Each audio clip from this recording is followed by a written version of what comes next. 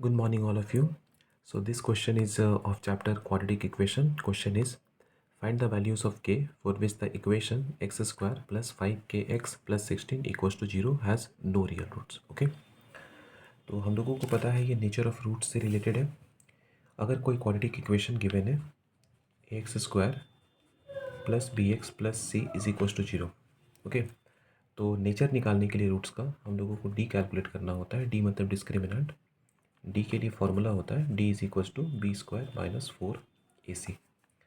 अगर D equals to 0 आया इसका मतलब दो रूट्स निकलेंगे, दो जीरोस निकलेंगे और दोनों रियल होंगे. अगर डी ग्रेटर देन 0 आता है तो रियल रूट्स होंगे और रूट्स अलग अलग होंगे.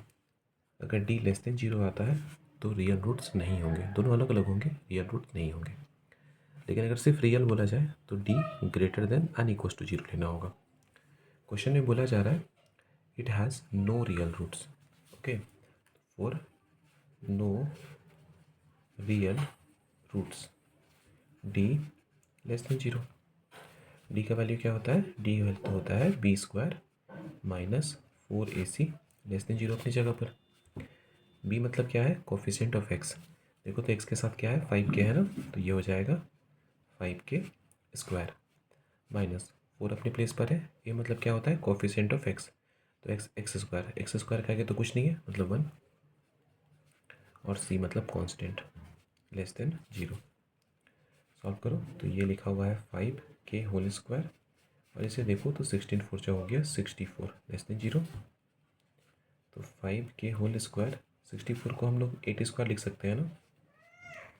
अब देखो तो ये ए स्क्वायर माइनस बी स्क्वायर फॉर्मूले में आ गया. तो ये हो जाएगा 5k प्लस 8 और नेक्स्ट स्टेप में 5k माइनस 8 लेस देन 0. ठीक है. अब बोला जा रहा है product of two terms is less than 0. Less than 0 का मतलब नेगेटिव होता है.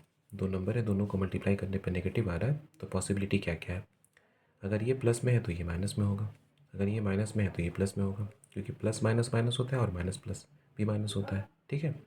दोनों नेगेटिव नहीं हो सकता है, क्योंकि दोनों नेगेटिव होगा तो माइनस माइनस प्लस हो जाता है. ग्रेटर देन 0 होना चाहिए था. अगर दोनों पॉजिटिव भी होता तो प्लस प्लस भी प्लस ही होता है. ग्रेटर देन 0 होना चाहिए था, लेकिन यहाँ पे लेस देन 0 है. इसका मतलब पहला ब्रैकेट अगर नेगेटिव है तो दूसरा पॉजिटिव होगा, और पहला ब्रैकेट अगर पॉजिटिव है तो दूसरा नेगेटिव होगा. तो दो केस बनता है यहाँ से. पहला, अगर 5k प्लस 8 ग्रेटर देन 0 मतलब पॉजिटिव है, तो दूसरा 5k माइनस 8 लेस देन 0 होगा. और अगर 5k प्लस 8 लेस देन 0 है तो second bracket 5k minus 8 greater than 0 होगा. ओके. सॉल्व करते हैं तो ये हो जाएगा 5k, इस 8 को ले चलो राइट साइड, साइड वही रहेगा माइनस 8, तो k निकल गया -8/5. k is greater then -8/5. इसे सॉल्व करो. 5k साइन लेस देन है, 8 को राइट साइड ले चलेंगे तो ये 8, तो k इज़ लेस देन 8/5. इसे देखो 5k को छोड़ दो, लेस देन साइन है, इसको ले चलो राइट साइड -8, तो k हो गया -8/5.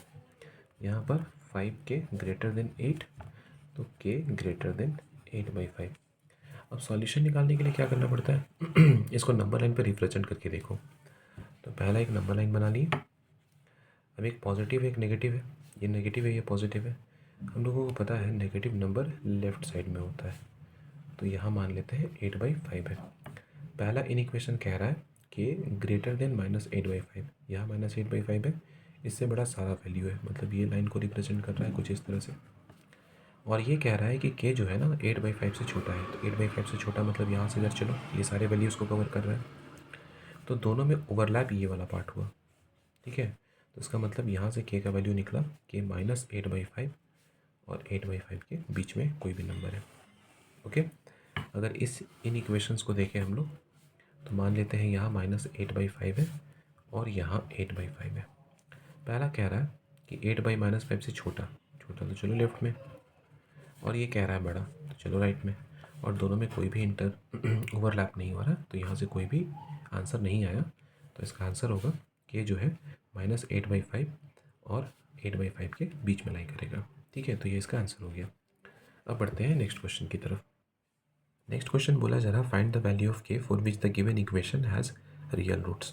तो अभी हम लोगों ने क्या देखा, रियल रूट्स के लिए क्या करना है, D greater than is equal to 0।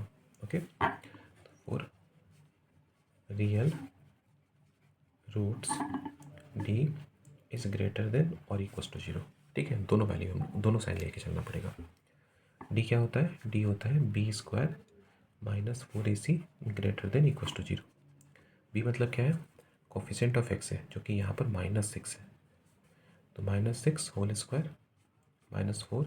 ए मतलब कोफिशिएंट ऑफ एक्स स्क्वायर मतलब के, और सी यहाँ पे कांस्टेंट है जो कि -2 है। साइन क्या है, ग्रेटर देन इक्वल टू 0।